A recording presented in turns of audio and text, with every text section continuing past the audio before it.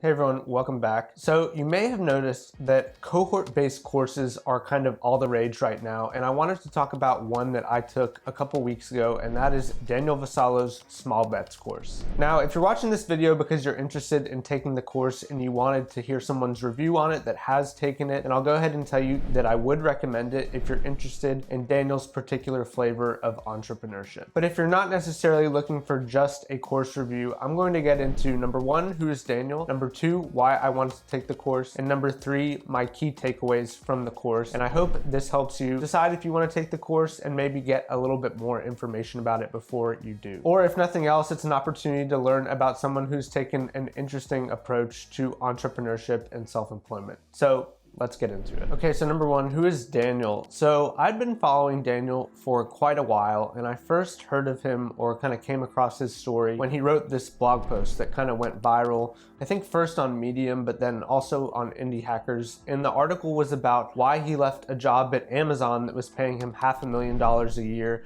in order to work on his own, and he had absolutely no idea of what he was going to be getting up to. But he wrote this blog post and it kind of took off. I think just the nature of that kind of headline, you know, leaving a job at Amazon that was paying $500,000 a year, is interesting to people because that is kind of held up as the pinnacle of working for a lot of people in tech, right? Working at a FANG company, getting paid this big salary, in theory, everything's fine, right? And so the question that it leaves you with before you even read it is, why would somebody walk away from all that? One of the main reasons Daniel gave for walking away from it all was that he looked up the org chart at where he was going and he realized that he didn't envy the people that were in front of him. He also mentioned that basically the more he got paid, the less he was motivated to do the actual work, which frankly is something that has resonated with me too. And Daniel cites this book called Punished by Rewards by Alfie Kohn, which is on my reading list. Haven't read it, but my impression of the ideas from the book is that essentially the more that you have to incentivize somebody to do something, the less they inherently want to do it and the harder it becomes for them, because you have this sense that the behavior is being pulled out of you rather than pushed by your own intrinsic motivation. On the note of intrinsic motivation, the subtitle for this article is Only Intrinsic Motivation Lasts. And so Daniel essentially left this job wanting to find work that he was intrinsically motivated to do. And what happened in the next 2 years was pretty remarkable. So Daniel left his job at Amazon and he realized over the past 2 years that the most robust approach for trying to remain self-employed is to essentially have what he calls a portfolio of small bets. So the idea here is that instead of going all in on one idea, like for example, Zuckerberg or Gates or Bezos, these stories that we love, it turns out that those actually aren't great strategies for remaining self-employed. And the reason for that is that basically those stories of Zuckerberg and Gates are the people that did it and succeeded, but there are many more stories that we haven't heard of because they didn't succeed.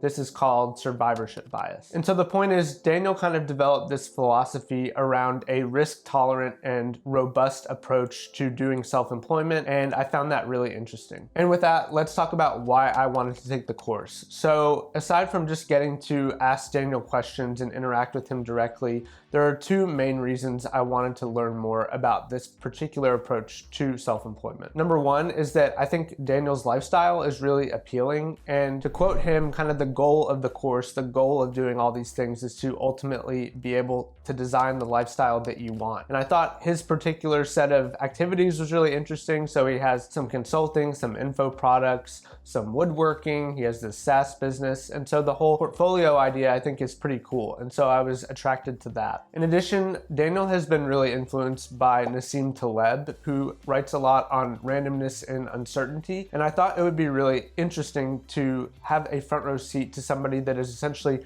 taken these pretty theoretical concepts and applied them directly to his own life. So basically, I wanted to get to know Daniel, I wanted to learn from Daniel, and I wanted to dive deeper into this particular approach. All right, I'm gonna talk about 2 or 3 concepts from the course that I found really impactful. If you're not interested in that, you can go ahead and skip to my overall review, which is coming at the end of the video. Okay, so let's talk about some key takeaways for me or key ideas. So the first one I kind of already mentioned, but that is the role of randomness in life. So Daniel has these definitions: predictable and stochastic worlds. And this pertains to kind of the way that you approach your career. So a predictable career would be something like medicine, where the road is very long and hard, but if you can check all the boxes, the reward is near guaranteed. So doctors make a lot of money in the US, and if you do all the things, if you go to medical school and do your residency and get your licenses and pass your board, then you get the payoff. The stochastic world is the unpredictable world, and it is essentially completely different. And so some jobs that might represent the stochastic world would be being a musician, being a YouTuber, being a Hollywood actor.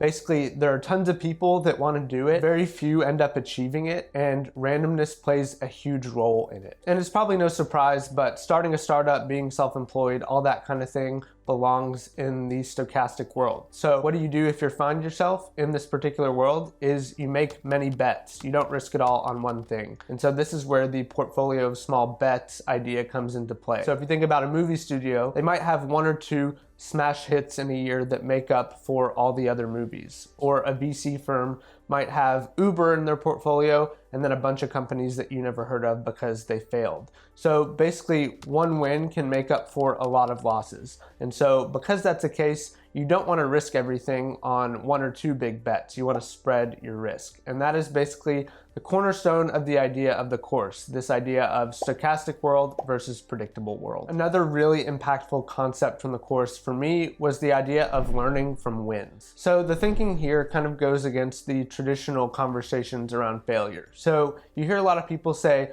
oh, we failed, but we learned so much. And Daniel's kind of take on this is that you don't actually learn that much from failure because it's really hard to tell what factor caused the failure or if many factors caused it. On the other hand, if you can get a small win, you learn information. So let's say I have a $20 ebook and I make some sales, maybe just 100.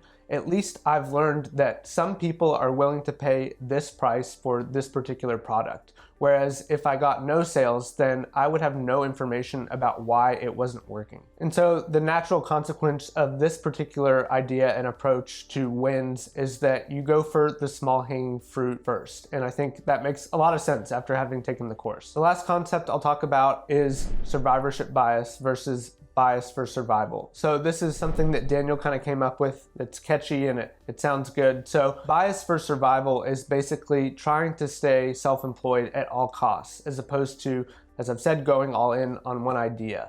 And this idea basically comes from preppers, doomsday preppers, who think about what is the worst case scenario and let's protect against that. And so the thinking is that once you've capped your downside, you're free to focus on your small wins, and it's basically all upside from there once you've kind of taken care of the worst case scenario. For Daniel, that was going back to his 9-to-5. It might be different for you, but I think the concept is pretty fascinating and very powerful. So those are some of my key takeaways from the course. I wrote about a few more of them in a Twitter thread that I'll link below if you're interested. Okay, so let's sum things up. So as I mentioned at the beginning, I would recommend the course if you're interested in this approach to entrepreneurship. For me, it's particularly appealing because I don't feel like I have any great ideas, but one thing from the course that Daniel mentioned a few times is that ideas are kind of a dime a dozen. Because of the role of randomness, you don't know what will work. And so for me, it's kind of been feeling a sense that I don't have to have it all figured out. As far as any criticisms from the course go, I was in the first cohort, and so I would say maybe in a few of the sessions, the information wasn't quite as dialed in and tight as it could have been, but overall, I think things were really good. And in addition, we recorded all the sessions which Daniel made available to us, so I feel like if I was ever fuzzy on something, I can definitely go back